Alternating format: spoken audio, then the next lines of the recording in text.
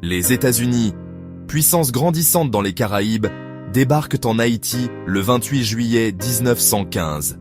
Cette intervention survient au milieu d'une période de profonde agitation politique en Haïti. L'assassinat du président Vilbrun Guillaume Sam, le 27 juillet, avait plongé la nation dans le chaos. L'exécution brutale de prisonniers politiques par Sam avait déclenché une colère et des troubles généralisés.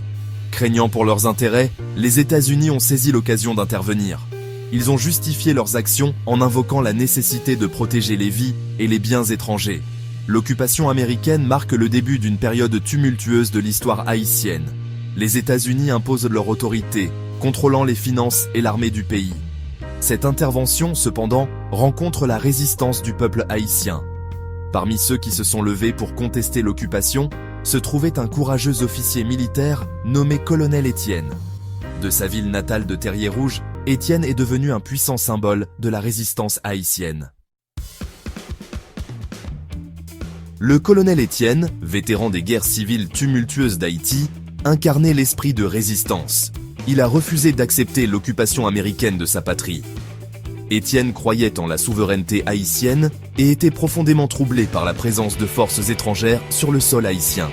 Il considérait l'occupation comme une violation de l'indépendance d'Haïti et une menace pour son identité nationale. Motivé par un profond sentiment de patriotisme, Étienne a décidé de s'opposer aux forces américaines. Étienne a rallié ses partisans, un mélange d'anciens soldats, d'agriculteurs, de chasseurs et de jeunes hommes idéalistes. Armés de ressources limitées, ils se préparèrent à affronter la puissance de l'armée américaine. Leur armement était rudimentaire, composé principalement de vieux fusils, de machettes et d'un ardent désir de liberté. Malgré les difficultés, Étienne et ses hommes étaient déterminés à lutter pour la libération de leur nation. Dans la nuit du 12 août 1915, le colonel Étienne et ses hommes lancent une attaque audacieuse contre une garnison américaine près de Savane-Carré. Cet endroit, situé dans les collines au-dessus de Terrier-Rouge, avait une importance stratégique. L'attaque a pris les Américains par surprise. Armés de leurs armes rudimentaires, Étienne et ses hommes se sont engagés dans une fusillade acharnée avec les Marines américains mieux équipés. Malgré leur puissance de feu inférieure, les Haïtiens ont réussi à infliger des pertes aux forces américaines.